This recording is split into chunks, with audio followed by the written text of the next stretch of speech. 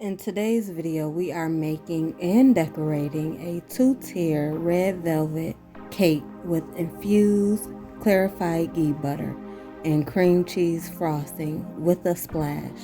If you want to see what the splash is, just watch until the end of the video. Thanks. I just wanna let the hood up. Care less what they think when your mind say do it. Get up and get to it. Won't die with a talent and never get to use it. That's foolish. Hey y'all, I am Mrs. Ben Chasin. Come on in and get this knowledge on incredible medical edibles. First thing we need to do is wash our hands. I use salted butter to grease the pans. And now we're going to take the pan with the flour, move it around. As you see here, this is Mr. Ben Chasin. We will be making this cake together and decorating it. And remember guys, to always clean as you go, so that way you won't have a big mess at the end. The ingredients that I used will be listed in the description box below, as well as the tools. Now we have our Betty Crocker red velvet cake mix. We also have our 1 box of chocolate jello pudding mix. Today we'll be using 4 eggs instead of 3. My Instagram name is ben.chasin.ime. Scan the code on your screen and give me a follow. Thanks. Let's get our bottled water, or you can use distilled or purified water. We will be pouring that in our measuring cup. Get your green goodness of clarified ghee butter and split that in half. We only need a half a cup for this recipe. Take it from 1 measuring cup and just pour it inside of the other to make it into 2. What we didn't do here was stir up the butter with a spoon, because you want to get all of the settlement at the bottom to be evenly distributed. So let's get our cake open, and you're gonna want to use a metal mesh strainer, basically a metal strainer, so that way you'll get all of the lumps and chunks out of the cake batter mix and out of the jello. So here's my strainer, and let's get our mixes strained.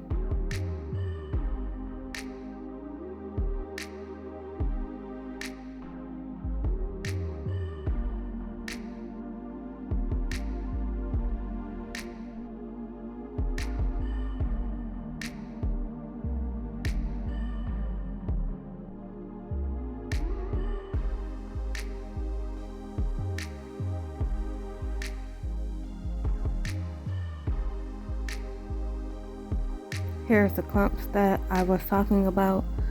You just want to remove those. It makes your cake a whole lot better. Hit that subscribe button for me, guys. It will really help me out. Thank you. Now that the cake mix is strained, let's strain our jello pudding. Let's give that mix a stir. Guys, how are you all enjoying this video so far? Let me know in the comment section below. Vanilla extract. We're going to use 1 tablespoon of that and put it right inside of our water and give that a little mix. Quick tip, if you all are not sure about cracking the eggs in a bowl, you're not sure if you're going to get eggshells in there, just crack it in a separate bowl first and then mix the eggs inside of your cake batter.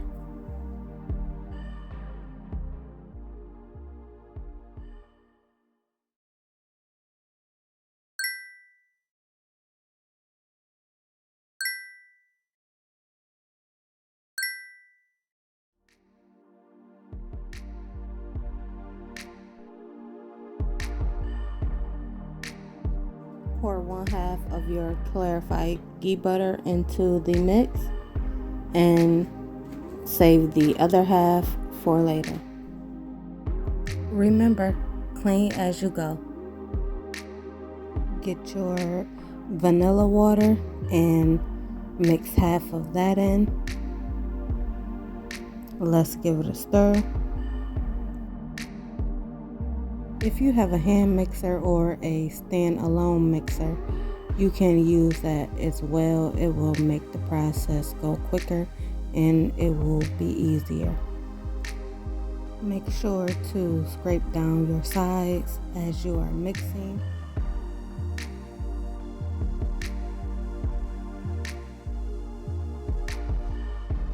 You will want to pour the rest of your vanilla water in the mix and give that a stir.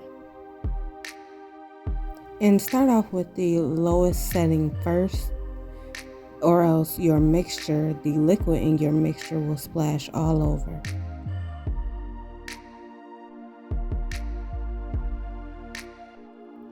The consistency is a little bit too thick for us, so we're just going to be adding some more water to our measuring cup.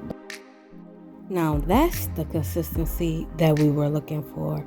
Look at that right there. This is going to be so good. Get 2 measuring cups and split your batter into 2 evenly.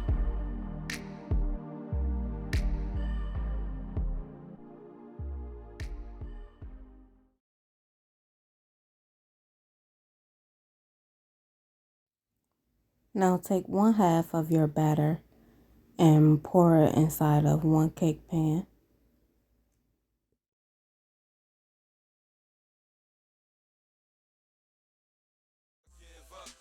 Take the other half of the batter and pour it in the last cake pan.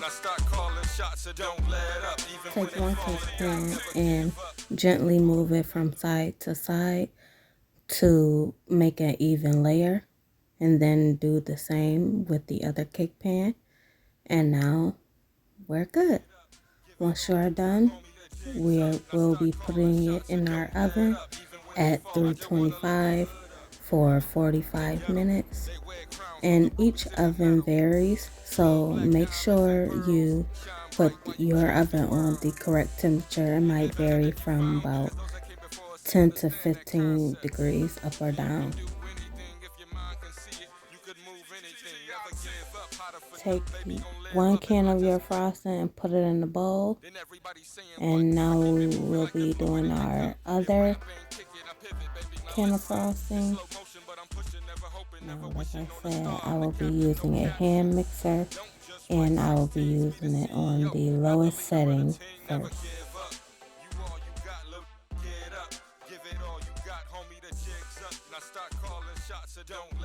So let's grab our butter and pour that in. Let's grab our hand mixer, or you can grab a spoon and let's get that mixed in. Scrape down your sides as you mix. Now that we are done, take your frosting and wrap some plastic wrap over it and place it in the fridge. So now that our cake is done, you're going to want to let it cool for about a half an hour to an hour. That way, when you cut it, it won't be hot. Take your cake and flip it over onto a plate or onto a rack like I have here to the left. Before you place the cake on the cake ground, put 2 to 3 tablespoons of frosting on the cake ground first. Don't make this mistake. That way, the cake sticks down as you are cutting it. Take your serrated edge knife and cut the top layer off of your cake. As you can see here, we're making this layer even, so try not to cut off a lot. As you see, he just went through the top. Go slowly.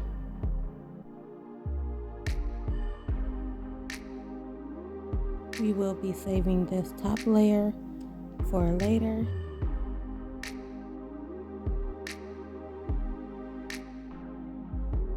Here you all will see me add the frosting to the cake round that I said I forgot to do in the beginning.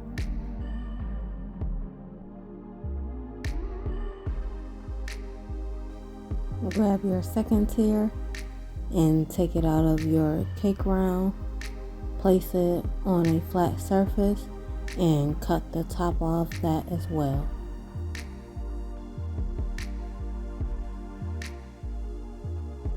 Add a teaspoon of vanilla extract to your frosting and give that a stir. Take your infused frosting and spread that on top of one cake layer. The tier without frosting, take it and flip it and place it directly on top of the cake with frosting. Then proceed to frost both tiers. If you are liking this video so far, hit that subscribe button for me and the notification bell so that way you'll know when I upload videos. Slowly move the frosting from the center of the cake to the outside of the cake to make sure that it's evenly spread, and then spread it along the sides as it falls, as you can see.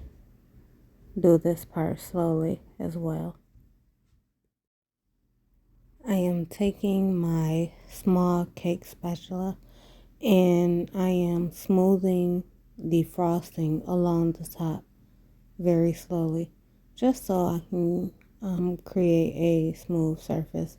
I don't know if this is the way that it's done, but this is my first time and I think I did pretty good.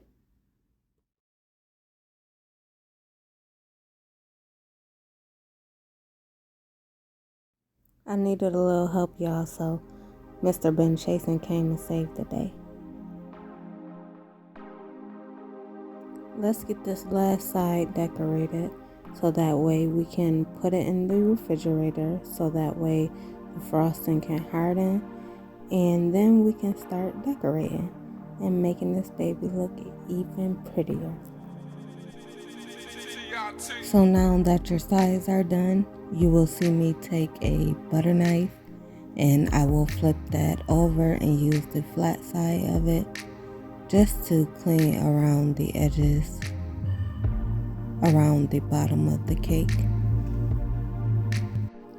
Take your cake and place it in the fridge for an hour or two, which makes your frosting harden so we can decorate. Cover up the rest of your frosting and store it in the refrigerator for up to 10 days. Or you can use 2 small jars with 2 tablespoons of butter. They only had 3 of these small jars at the store, so that's what I got. So now that the frosting has chilled, let's decorate. I will be using one of the smaller round frosting tips to decorate the bottom of the cake. If you look to the right of the screen, you can see me just taking the frosting tips and seeing which decoration I like, the thickness of it, the different design, and then I will be taking my frosting tip to decorate the top. You just want to go around the top very slowly. Let's clean up our imperfections if we can. Once we have cleaned up our imperfections, let's continue to decorate. Y'all, for our first time, I think we did a good job. Now remember, clean up after yourself. Tear off a piece of parchment paper and place your cake on top of it so we can begin decorating and cutting our fondant. Once that is done, begin opening your fondant I have chosen the color green. I'll be ripping off half of that, and take your rolling pin and begin rolling it out. Flatten the fondant out on all four sides, not too thin, but wide enough so your surface is big enough for your decoration. I printed an image off of the internet and then I cut it out. So now I'm going to begin to trace it. Today I'll be using a double-edged cutter that I got from the dollar store, and I will also be using this cutter that I got from Michael's. Take your cutter and begin to trace along your design. Be careful and watch for your fingers. Also, you will see me use the other cutter as well. This one makes the trace, and the other one, the one that doesn't have, that is the double edge. The one with the solid end that isn't sharp, I'm gonna use that to press down on the design to take it out. Now that we are done cutting out our design, it looks so pretty. I'm just taking the end that is not sharp, and I am making the indents on the top. That didn't work for me, so I'll be using the other knife that's very sharp from Michael's, and I'll be making the cuts. Basically, it's gonna look like a leaf in the end. I don't know if you all can see it or not, but I won't be cutting all the way through the fondant, just through enough to make the imprints on top. Take your fondant and flip it over. As you see, I am just putting some water on the back of it so it can stick to the top of the cake without movement. Gently pick up your fondant and place it on top of your cake, and gently press down the top so that way it will stick. Back in the fridge we go.